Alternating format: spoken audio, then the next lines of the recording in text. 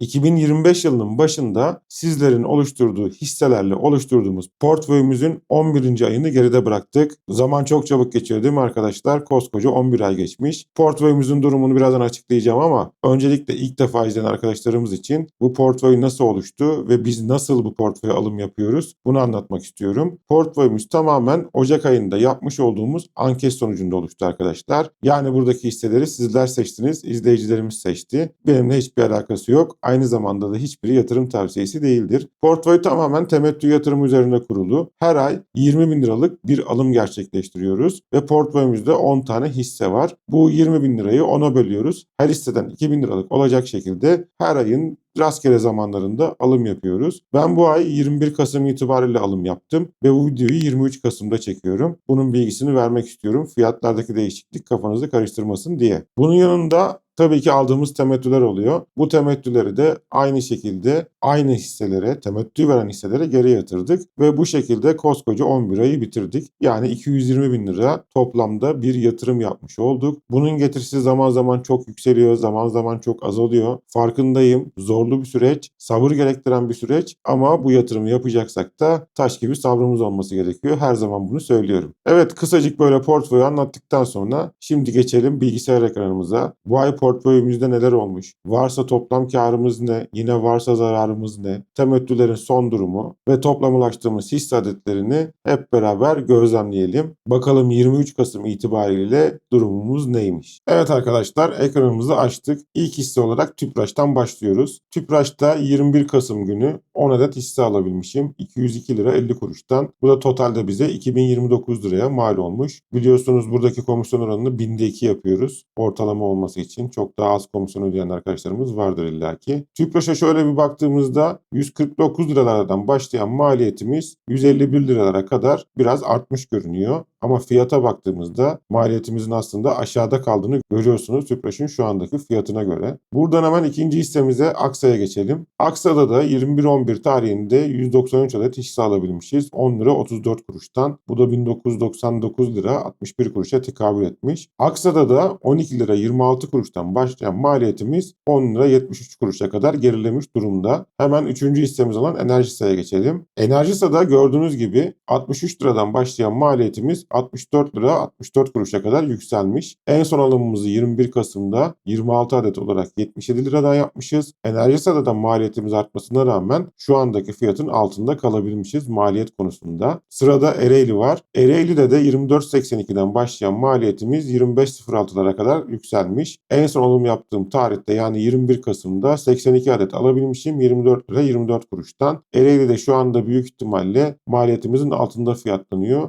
Çünkü son 15-20 günde Ereğli'de çok fazlasıyla bir geri çekilme yaşandı. Bekleyip göreceğiz. Acelemiz yok. Ereğli'nin yatırımı var. Bu yatırımın faaliyete geçmesini bekleyeceğiz. Ve şirketin bize sunduğu gibi gerçekten yıllık cirolarına o kadar katkı yapacak mı? Bunu göreceğiz. Eğer katkı yapacaksa da karlılık artacaktır. Tabii ki temettü eski şaşalı günlerine geri dönecektir diye ümit ediyoruz. Beklemekten, izlemekten başka hiçbir şansımız yok şu an için. Geçelim İşmen'e. İşmen'de de 46 lira 40 kuruştan başlayan maliyetimizi 40 lira 65 kuruşa kadar düşürdük arkadaşlar. 21 Kasım'da 49 adet hisse alabilmişim 40 lira 60 kuruştan. İşmen'de bu aralar biraz volatil gidiyor aslında. Yani çok fazla fiyat hareketleri yaşıyoruz İşmen'de. Ama İşmen bir temettü yatırımcısı için düzenli temettü ödemesiyle, temettüsünü arttırmasıyla önde gelen şirketlerden biri. Bunu zaten herkes biliyor. Tabii yatırım tavsiyesi değildir. Bunu söylemek zorundayım. Sırada Ege Profil var. Ege Profil'den de 25 lira 48 kuruş olan maliyetimizi 23.55'e kadar indirebilmişiz. 21 Kasım itibariyle 25 lira 42 kuruştan 79 adet hisse alabilmişiz. Bu da 2012 lira tutmuş. Geçelim Vespe'ye. Herkesin bana en çok soru sorduğu hisseye. Maliyetimiz 17 lira 19 kuruştan 11 lira 20 kuruşlara kadar gerilemiş. Ama Vespe'nin şu andaki fiyatları bu maliyetinde çok altında arkadaşlar. Bunu hepimiz biliyoruz zaten. 21 Kasım itibariyle 240 adet hisse almışız. 8 lira 32 kuruştan. Bu 2000 liraya mal olmuş bize ve Vespe hisselerinde portföyümüze bu ay bu şekilde eklemişiz 2000 liralık olarak. Sırada BİMAŞ var. BİMAŞ biliyorsunuz çok fazla alamıyoruz. Aylık 2000 lira yatırım yaptığımız için hisse başına. 531 liradan başlayan maliyetimiz 515 liraya kadar gerilemiş ve en son ben 21 Kasım'da 542 liradan 4 adet hisse alabilmişim ki bu da 2172 lira lira tutmuş. Bu fazlalıkları, eksiklikleri ben kendim hisseye göre ayarlıyorum arkadaşlar. Hisselere göre ayarlıyorum. Zaten birazdan toplamda göreceğiniz gibi tam 220 bin lira yatırmış olacağız 11 ay için. Bunun bilgisini de arada vermiş olayım. Ve hazır araya girmişken küçük bir bilgi de paylaşmak istiyorum. Kanalımızın ismi Yatırım ve Borsa biliyorsunuz. Ve ben özellikle temettü yatırımcılığı konusunda 200'e yakın video çektim arkadaşlar. Kanalımız temettü yatırımcılığı ile ilgili videolarla dolu. Oynatma listeleri var, eğitim serileri var, hesaplanan hisseler var, temettü yatırımcılığı ile ilgili hikayeler var. Yani temettü ile ilgili var da var aslında. Evet, temettü yatırımcısıyım, temettü emekliliğini başardım. Ama borsa, yatırım ve yatırımcı psikolojisiyle ilgili de çok fazla bilgi ve eğitimim var arkadaşlar. Bundan sonra kanalda evet temettü yatırımları, temettü konuları tabii ki devam edecek. Ama değişik içerikler olarak, yeni içerikler olarak farklı tarzda içerikler de üretmeyi düşünüyorum. Özellikle güncel konuları ve bunların yatırıma etkisini veya varsa borsaya etkisini, yine yatırımcı psikolojisini çok fazla etkileyen ve bizi yanlışa sürükleyen, aslında hiçbirimizin farkında olmadığı ama sürekli yaşadığımız duygularla ilgili videolar. Bu bilgiyi de böyle size vermiş olayım. Diğer bir bilgi, canlı yayınlar açmaya çalışacağım ayda 2 kere. Bu canlı yayınlara sadece kanala abone olanlar katılabilecek. Abone olmak kanalımızda tamamen ücretsiz arkadaşlar. Kanalda ücretli abonelik tarzı hiçbir şey yok. Canlı yayınlardan önce ben size topluluk sekmesinden ve X'ten bilgi veriyor olacağım zaten. Ama söylediğim gibi sadece kanala abone olanlar, takip edenler bu canlı yayınlara katılabilecek. Bunun bilgisini de vereyim. Bu da en doğal hakkım diye düşünüyorum. Bunun yanında bir küçük daha ricam var. Bu ricayı sizden aslında daha önce istemiştim ama çok fazla etkili olmadı herhalde. 21.400 küsür arkadaşız burada ve sadece o isteğimden sonra 150 kişi abone oldu arkadaşlar. Nereye değeceksiniz? Biliyorsunuz benim diğer bir hobim de yemek yapmak. Böyle pratik yemekleri yapmak. Haftada bir gün mutlaka ben kendim böyle pratik bir yemek, lezzet denerim arkadaşlar evde. Ve bunu da niye video dönüştürüp YouTube kanalı açmıyorum diye düşündüm. Bu da benim için bir hatıra olarak kalsın diye düşündüm. Ve Afiyet Go isimli bir YouTube kanalı açtım. Ve size rica etmiştim. Lütfen bu kanala abone olur musunuz? Abone olun. Biliyorsunuz YouTube'da 1000 abone sınırı var. Ve 4000 saat sınırı var diye. 150 kişi içinizden bunu yaptı. Bunu yapanlara çok teşekkür ediyorum öncelikle. Ama 21.400 küsur arkadaşımızdan sadece 150-200 kişinin bunu ciddiye alıp yapması beni birazcık da üzmedi değil. Benim bu kanalımda para kazanma gibi bir amacım yok arkadaşlar. Bunu hepiniz biliyorsunuz. Ama ikinci bir YouTube kanalı açıyorsam Afiyet Go'da hedefim para kazanmak olmalı diye düşünüyorum. Ve bu tarzda çalışmalar yapıyorum orada. O yüzden benim o kanalda 1000 abone ve 4000 saat barajını bir an önce aşmam gerekiyor. Belki çok uzattım, kusura bakmayın ama sizlerden rica ediyorum. Lütfen o kanala da destek olursanız, abone olursanız, takip ederseniz, videoları izlerseniz çok çok çok memnun olurum. Bunun için de şimdiden hepinize tekrar teşekkür ediyorum. Biraz sistemli bir istek oldu ama artık kusuruma bakmayın diyorum ve tekrar portföyümüze geri dönüyorum.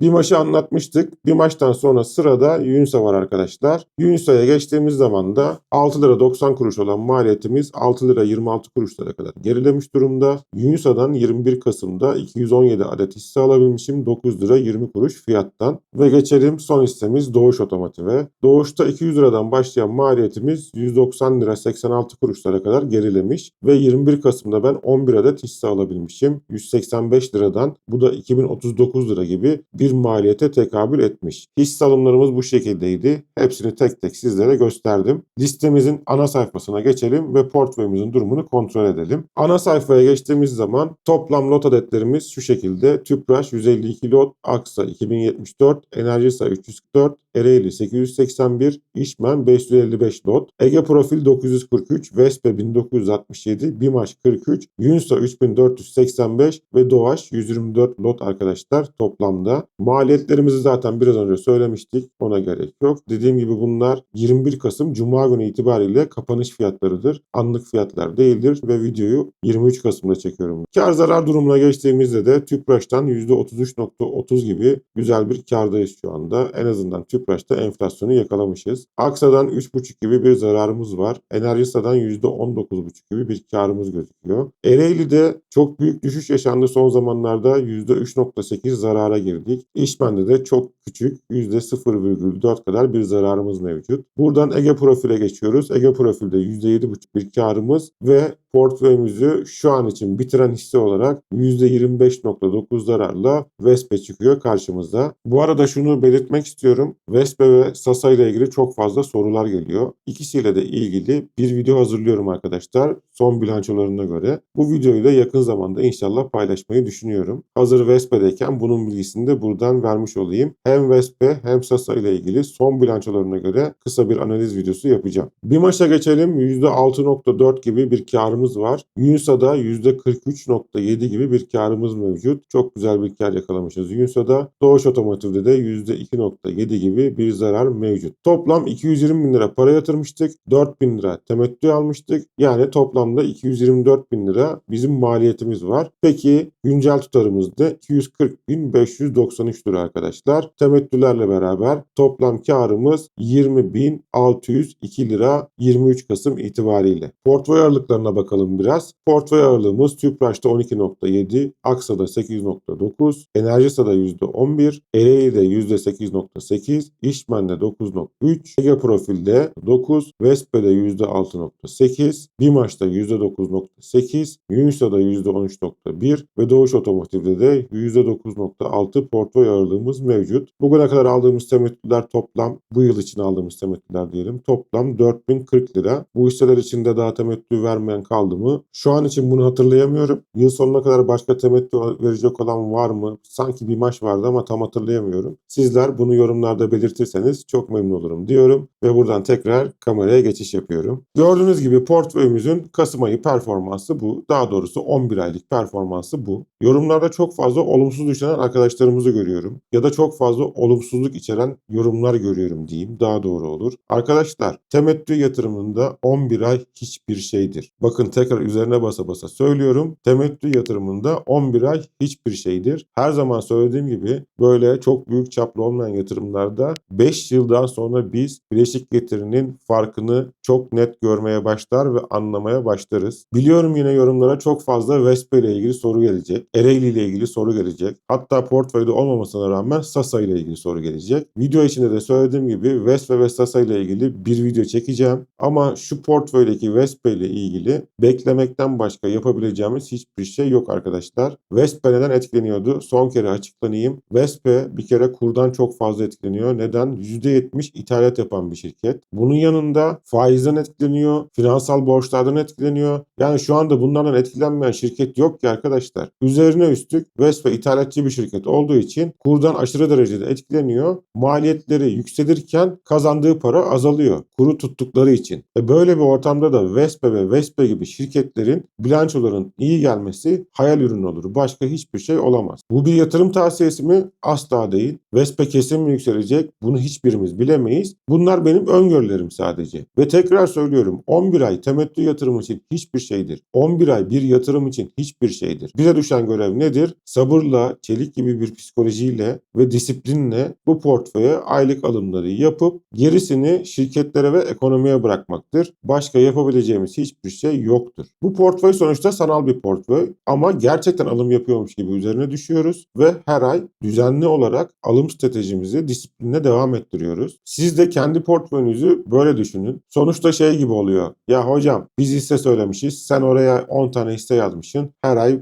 20 bin lira bedavadan alıyorsun. Cebinden para çıkmıyor. İşin aslı böyle değil gibi oluyor ama gerçekten öyle değil. Ben size son 2 senede Sasa'da kardan ettiğim zararı söylesem inanın çoğu kişi ne yaptın sen hocam der. Ya da aynı şekilde Vespe'de kardan ettiğim zararı size söylesem ne yaptın sen hocam dersiniz. İşte burada da çok büyük bir yanlış yapılıyor. Bununla ilgili de bir video çekmeyi düşünüyorum. İnsanlar beni kendiyle kıyaslıyor veya daha uzun vadeli yatırımcılarla kıyaslıyor. İnsanlara benim söylediklerim ters gelebiliyor. Ama şunu unutmayın ki benim portföyüm çok uzun vadeli bir portföy ve maliyetlerim sıfıra yakın. Hatta hep söylüyorum, Sasa'da benim dolar bazlı, TL bazlı da maliyetim sıfır arkadaşlar. Yok yani maliyet yok. Sasa 0 lira olursa benim param o zaman biter. Öyle söyleyeyim. O yüzden hep diyorum ya, kendiniz portföy oluştururken kendiniz araştırın. Kendi portföyünüzde de böyle zararlar varsa, eğer temettü yatırımcısıysanız çekinmeyin. Şirketinize güveniyorsanız, yatırımlarına güveniyorsanız ve hala bir olumsuzluk görmüyorsanız görmüyorsanız fiyatlara bakmadan alın arkadaşlar. Diyoruz ya, düşük fiyatlar aslında iyidir. Neden iyidir? Bizim işimiz temettüde lot sayısıyladır. Çünkü temettü lot başına verilir, hisse başına ödenir ve biz ne kadar düşük fiyattan ne kadar çok lot biriktirebilirsek o kadar bizim için avantajlıdır. Hem temettü açısından hem hisse yükseldiği zaman lot sayımız da ne kadar